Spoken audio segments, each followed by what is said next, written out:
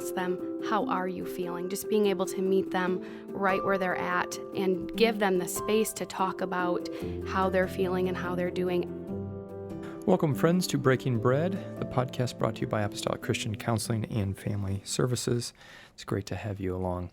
Here in the studio, I've got Craig Stickling and Kathy Knochel.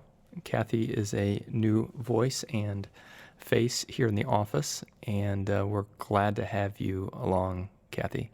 Kathy hails from Bay City. Tell us a little bit about yourself, Kathy, and your place here. Yeah, hi. I'm excited to be here. So I recently transitioned to a clinical counselor role here at ACCFS. My background is working in an outpatient therapy setting with youth and families at a community mental health. And so I have been doing counseling with teens and kids, especially focused on trauma and family therapy interventions with them. Thanks, Kathy, for that introduction. And maybe a little bit of details, too. Kathy, you've got an office up Michigan, yes, right? Yes. So you won't be on site. You're right. on site this week, but not on site always. Yes, correct. I'm going to be spending probably about a week a month for a while down here at the office in Morton. Otherwise, I'm working remotely up in the Bay City area. And Craig needs no introduction. We've had a few of these, haven't we, We've Matt? had a few of these, so yes. It's great to have you back. Our audience knows Craig as both working here out of this office, but his full-time job is in the public schools as a counselor there. Yes. So again, as we talk about grief here today, just I guess maybe to set the stage of this conversation, and again, both of you understand this space even more pointedly than I do, but we're really focusing in on that teenage time of life when grief strikes very near to them. Okay, a couple scenarios perhaps to help us understand what this might look like. Suicide, for example. It's not uncommon for that exposure to happen, right? A death of a near loved one, a friend, maybe tragic trauma, okay? Or separation of folks, divorce. These types of things can rock our worlds. And we want to really zone in on that young person's life and understand grief as it's very near to them. Does that make sense? Absolutely. Yes. In the fallen world, right, we're going to have these situations that you talked about. We're going to have the losses, and some of great depth and some maybe just phases, stages of life. It does impact us. But there's something really unique going on with the adolescent teenage person and grief and loss. And I love just looking and being reminded of where their brain is at right now, at this age, right? That 12 to 18-year-old. And as they grow and as they're developing, their brain is like shifting gears pretty heavily. And they're going from that, well, I was a kid, everyone directed me, and I kind of went with the flow, and I was pretty concrete in my thinking. But now they're starting to understand things at a deeper level, a deeper layer, but they don't have the experiences or emotions necessarily to know what to do with it. You started by talking about a broken world. Could it be part of the complexity here is the first exposure of a broken world in a real sense to a person, as you mentioned, that doesn't have the experience? For those of us who have lived life, we understand a broken world. But some are experiencing the brokenness of the world. That's got to be disenfranchising. Is that a good word to a young person? Yeah, especially as there's a part of that brain thinking that nothing bad will ever happen to them. And so you've got that parallel going on in addition to them now getting exposures to go like, no, wait a second. Those things do happen. And it kind of, they're building up this little perfect world, and all of a sudden they're realizing it comes down. Yeah. Kathy, how about you? What have you experienced, and what is there to know about this developing mind experiencing grief? Yeah, I think the biggest thing I know with teens is they're in this space where they are really trying to become their own individual and trying to separate from who they were as a child, and they're really focused on matching with their peer group and things like that. So when grief or a loss comes up in their life, and it can be kind of a range of anything. It can be something small from like friendship changes or things in that arena to the loss of a loved one or things like that. And so I think similar to what Craig had said, they just don't have the experience or the coping skills developed to know how to handle it and how to get through that season that they're experiencing. And I love that, you've already alluded to coping skills, so we're going to come to that, but I'd like to put that to a side and maybe come to that a little bit later, because you mentioned another aspect of knowing, this knowing of oneself. Mm-hmm.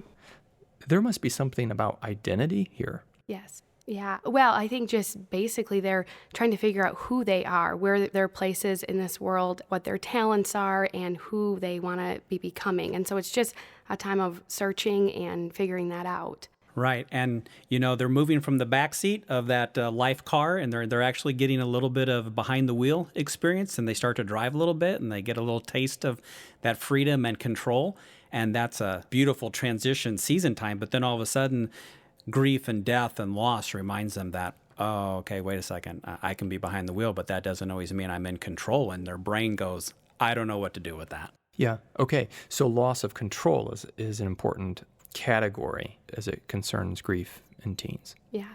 Kathy, what have you learned about the nature of grief?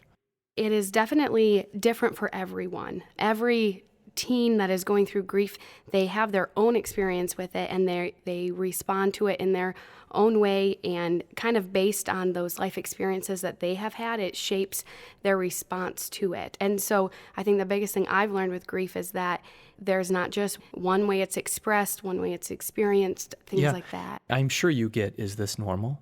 Right? This is what my young person is going through. Is this normal? Okay, so now what you just answered to that is no, nothing is normal. Right. But yet on the flip side of the coin, there is probably a say, no, that's not normal. Mm-hmm. So can we tease this out even a little bit more? Is there some bookends here about what we would see as expected and some outliers there? Yeah.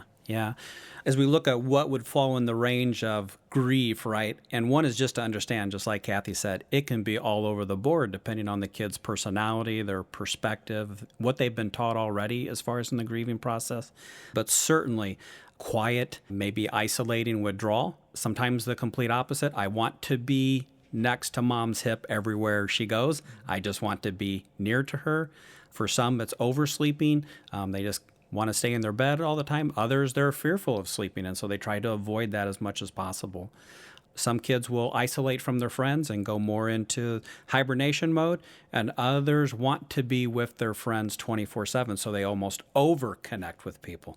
So you have all these variations that are happening at play, especially for the teenager. Yeah. In a sense, by all of that, you've normalized it by expressing how non-normal it is. Is there an expectation or a route? Is there a path to grief? Those are those stages, right, of just the denial, and I can't believe this happened, to shock and to depression, to anger, and going through those stages, right, and moving into where we want them to get to be acceptance and understanding of that. So there is kind of a path. There's kind of a process that most people go through. Some may stay more in some areas than not, but there is a path of progression that we see in that grieving process. And as a counselor, then you try to really steward that process. Would there be cause for alarm if perhaps you're in one particular place for too long? Is that something that you would think about? Yeah, I would say that it's important that teens, along with their families, have the ability to move and work together to make sure that they are progressing through these phases. I think being stuck in any one area could cause issues in other areas of their life. If it's in the shock or denial phase of grief for too long, that might start impacting, things at school or things with friends, and then it stalls the process of recovering from that grief. I would have to imagine that just knowing that these stages are coming is probably some solace. Yeah. And I think it's unique to remember, right? The adolescent brain is now different than the 5-year-old or the 8-year-old brain.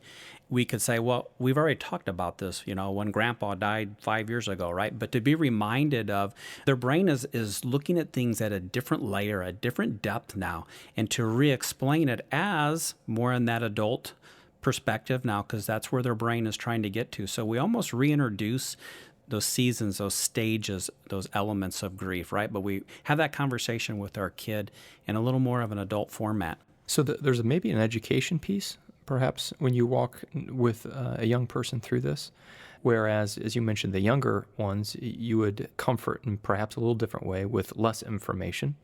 But now this young person has the capacity to understand a few things, and bringing them that understanding is healthy. Yeah. And with younger kids, that empathy with their feeling and being able to say, I know what you're feeling, could be pretty helpful. probably something that isn't going to be as helpful to say to a teen is to say, I know how you feel. That is not comforting to a young teen to say, I know how you feel, because translation is, you're not listening to me at all then, are you? Yeah, interesting, because you've just indicted a bunch of us parents right now. So let's unpack this a little bit more. Talk a little bit about that. What is the appropriate way then to try as we might to connect and empathize? Yeah, the biggest thing with that is, rather than, like Craig said, letting your teen know, I know what you're feeling, ask them, how are you feeling? Just being able to meet them right where they're at and give them the space to talk about how they're feeling and how they're doing. And then that can be a time that parents are able to validate their feelings more than telling them, well, you should be feeling this way, or you should start to see things differently, or things like that. So just being able to meet them right where they're at and talk to them. And you mentioned validate. So Yes. to acknowledge that feeling and to validate it Yes. as reasonable and even perhaps healthy Yes. in terms of this progression. Is that a true statement? Yeah. We had a student whose stepmom had died suddenly, and he didn't have much of a connection with her. And one of the things that he shared is, he says, I'm really upset that I don't feel more upset. And so I could have assumed a bunch of things, and I could have said, well, I know you're feeling this, but when they get a chance to share, you sometimes get a little more of what their brain is trying to do and how they're actually processing some things. Can we just say grief is confusing then? It's not as clear cut to say, oh, this happened, therefore I feel this, but this happened and I'm confused even about what I'm feeling about it. Yeah. One of our handouts that we have at the ACCFS website is the grief and emotion tangled ball. And I love that. I love that picture, and I use that all the time. Say a little bit more about it, just so our listener. It looks like a yarn ball, but in each string, it's a different emotion. And you think of that ball that's all tangled up, and some pieces tie into others, and others come in and they come out. But there's so much of it that's all wrapped up. And that really does such a great visual of encompassing. I agree with that, because that has helped me too. And our listeners can find that on the search menu on our website, going to grief and emotion. And that image will come up, grief and emotion. And it just is intertwined emotions, isn't it? Yeah. Everything from despair to frustration to anger to sadness, all intertwined into one existence. Right. And I think that says very well the complexity that grief poses. A unique piece to add into this is really encouraging the parents as far as, how do we model our grief to our kids? You know, because we really are sharing with them, how do we hurt as just God's creation, and how do we hurt sometimes as a church family if something happens within the church, a loss in the church of someone. And, you know, so how do we handle that? How do we respond, and how do we show that to our kids? I think there's so many powerful opportunities that we have to teach our kids. This is what grief looks like in the realness of it, but to be okay to show that. Now you've really got my mind turning to, Craig, because I do think the community of the church is something where we do see grief. If we are active in our church family, it doesn't go long and there's grief that's outward. And to really seize upon that in moments where we might not have been touched by grief, but to walk that exposure. Right. I like my kids to come to funerals as much as they possibly can. In the way that we do church, there's just lots of funerals, right? And we do have that. So anyway, I don't mean to be waxing eloquent, but it sounds to me like you're saying there is something to this, right? Yeah, absolutely. Absolutely. And for us as parents to be open and to say, you know what, my emotions are all over the place on this. I'm just so, whatever it may be based on the situation, circumstance, how long we've known the person. We as adults have a range of how we respond and how we think, but to be able to communicate that as well to our kids. And with that, I'm going to cut in as we are midway through this conversation with Kathy and Craig. Grief and teens. It's tricky. It's important. And when we come back, we're going to see a redemptive view of the grief process, as well as some practical tips for processing loss. I know you'll want to listen to that. So thank you for being here. And again, see you back soon. Goodbye.